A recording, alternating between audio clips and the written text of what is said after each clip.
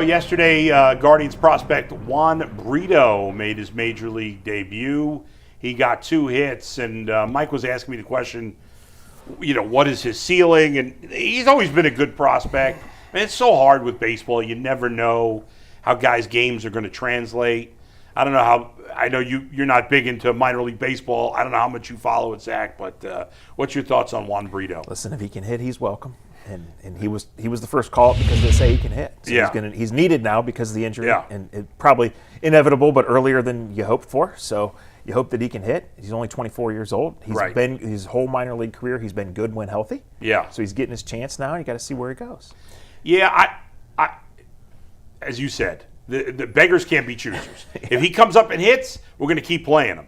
I question how high his upside is just because of his profile and a lot of swing and miss in the minors. Makes me concerned.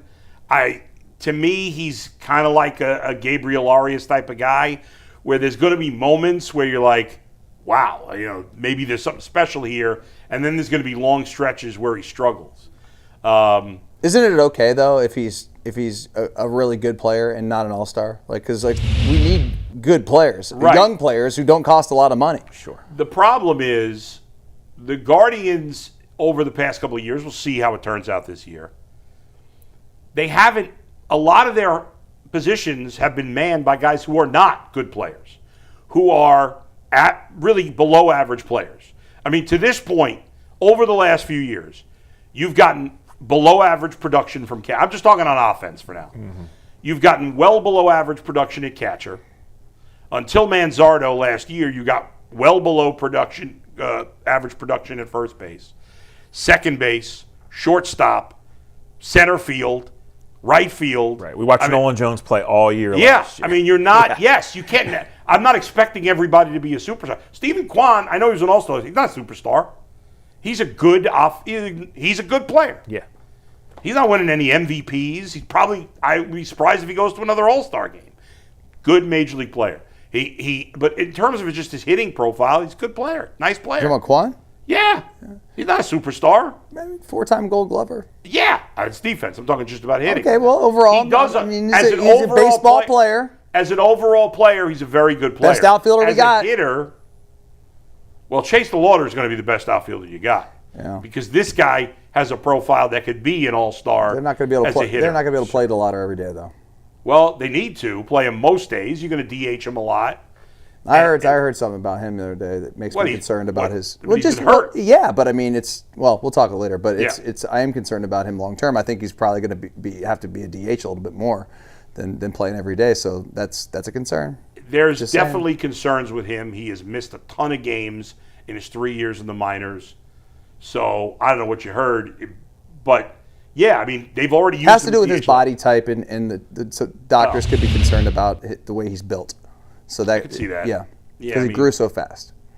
I got you. Yeah, I mean there are guys. You look at Chris Bryant, who came up. He was a superstar with the Cubs.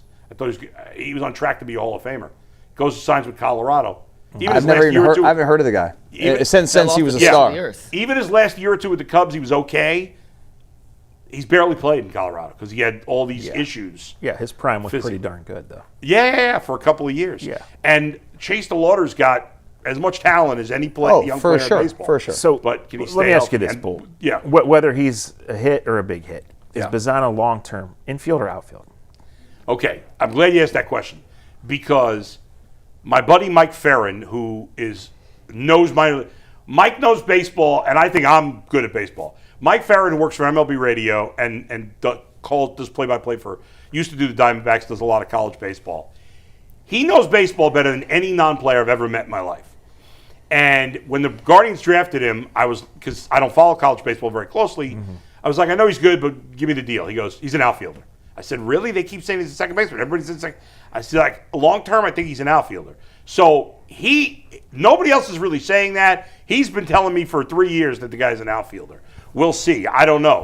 They haven't done it. He's only played the infield. He's not been doing that. But yes, that to me, because of what Mike told me, it could be his position of the future.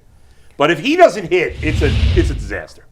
Yeah, I think what I'm trying to say is the whole thing is wide open with Brito, with Bazzano, with whoever else Very they fluid. need to come get hit. Like if the guys that are playing now continue to not hit, it's going to be sooner rather than later. Absolutely. And George Valera just started his rehab, so he could be back soon too. He played pretty well for them at the end of the year. At one point, he was one of their best prospects, but he's had so many injuries.